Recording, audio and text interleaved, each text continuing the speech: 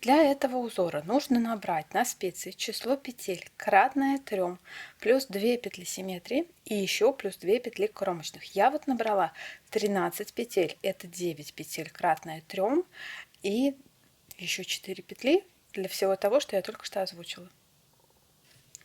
Дальше я свяжу 2 ряда просто лицевой гладью, это будет 2 установочных ряда, просто для того, чтобы потом плавно перейти к этому узору. Вяжу 2 ряда, все петли просто лицевые. Эти ряды в раппорт узора не входят. Установочные ряды готовы. Первый ряд узора – лицевая сторона. Кромочную петлю снимаю, не провязанной, на правую спицу, и дальше начинается раппорт. Работаю так. 2 обычных лицевых. Раз. 2. И дальше лицевая с 2 витками. Вставляю правую спицу в петлю, делаю обычную лицевую и добавляю еще 1 виток. Вот получается лицевая с 2 витками. И вытаскиваю. Вот так получается. Повторяю это до конца ряда. 2 лицевых. Раз, 2. И лицевая с 2 витками. Здесь поправляю пальцем. Снова раз, 2. И снова лицевая с 2 витками. Раз, 2. И вытаскиваю. Вот так. Заканчивается этот ряд, остается 3 петли, из них 2 симметрии и 1 кромочная. Симметрии вяжу просто лицевыми. Раз, 2. Ну, кромочную я тоже вяжу всегда лицевую, вы можете вязать так, как вы привыкли. Первый ряд готов. Второй ряд – изнаночная сторона. Кромочную опять снимаю. И дальше работаю следующим образом. 2 изнаночных. Раз, 2. А следующую петлю снимаю не провязанной нить перед работой. Вот эту вот петлю с 2 витками я снимаю на правую спицу не провязанной нить перед работой. И чередую так до конца ряда. 2 изнаночных. Раз, 2. Петлю снимаю, нить перед работой. Снова 2 изнаночных. Раз, 2. И снова петлю снимаю, нить перед работой. Заканчивается этот ряд. 2 изнаночных и кромочная. Кромочную я делаю лицевой. Второй ряд готов. Третий ряд – лицевая сторона. Итак, третий ряд. Опять кромочную снимаю не провязанной. И дальше начинается раппорт. Здесь работаю следующим образом. Опять 2 лицевых. Раз, 2. Следующую петлю снимаю не провязанной на правую спицу нить за работой.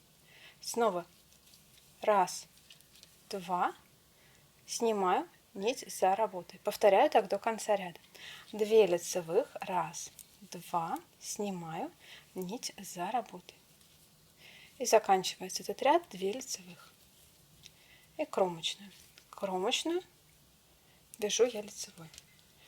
Третий ряд готов. Перехожу к вязанию четвертого ряда. Четвертый ряд заключительный в этом раппорте. Итак, четвертый ряд, изнаночная сторона. Кромочную снимаю не провязанной и дальше вяжу следующим образом. Здесь будет чередование. 2 лицевых. Раз, 2. И 1 изнаночная. Вот эту вот петлю, которую мы переснимали 2 предыдущих ряда, вяжу изнаночной. И снова 2 лицевых. Раз, 2. Изнаночные я делаю классикой. Вы, в принципе, можете делать их так, как привыкли. Можете делать бабушкины. Да? 1 изнаночная. 2 лицевых. Раз, 2. И 1 изнаночная.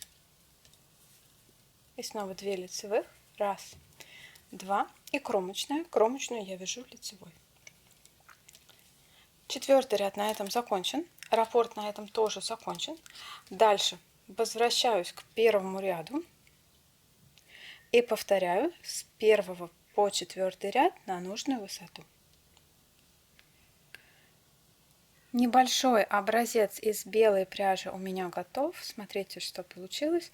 Вот она, эта вафелька. Ну и вот так этот же узор смотрится на голубой пряже. Здесь немножко другая пряжа. Здесь хлопок и акрил, приблизительно 50 на 50. Теперь немножко про эти спицы. Про распаковку этих спиц было видео перед этим. И вот я хочу рассказать про кубические спицы, потому что у меня это фактически первый опыт вязания именно, сейчас найду второй, кубическими спицами. Смотрите, про них говорят, что петли получаются какие-то супер ровные, супер еще что-то. Вот, мое мнение такое. Что? На таком узоре, вот не знаю, ровность петель можно оценить или нет, но лично я-то считаю, что у меня петли всегда ровные. Вот, и дело не в спицах, дело просто в моторике. В чем здесь прикол? Когда вы вяжете этими спицами, у вас сама спица, из-за того, что она кубическая, она в руке не крутится. То есть вы вот ее схватили, вот за эти грани, да? Допустим, вот так. Вот, вы ее схватили, и она у вас держится. И, соответственно, сама спица в руке не болтается, потому что есть грани. И, вероятно всего, из-за этого ваши петельки, они как бы не растягиваются. Ну, вот это моя теория. Да, действительно, какой-то эффект. Такой, во-первых, необычность вязания кубическими спицами, а во-вторых, вот то, что спица не вращается в пальцах, потому что ее здесь удобно держать за грани, вот это как бы позволяет не слишком вытягивать петли. То есть, мне кажется, на этих спицах, во-первых, будет плотнее вязание, чем, допустим, на других спицах точно такой же толщины. Ну и вот, во-вторых, как говорят, петли становятся ровные. Ну, мне кажется, этот каждый должен для себя решить сам. Ну, надеюсь, что вам понравилось это видео, что вам понравился этот узор. Если что-то было непонятно, пишите свои вопросы в комментариях. Спасибо большое за ваши лайки, за подписки, за то, что смотрите мой канал. Спасибо за внимание. Пока-пока.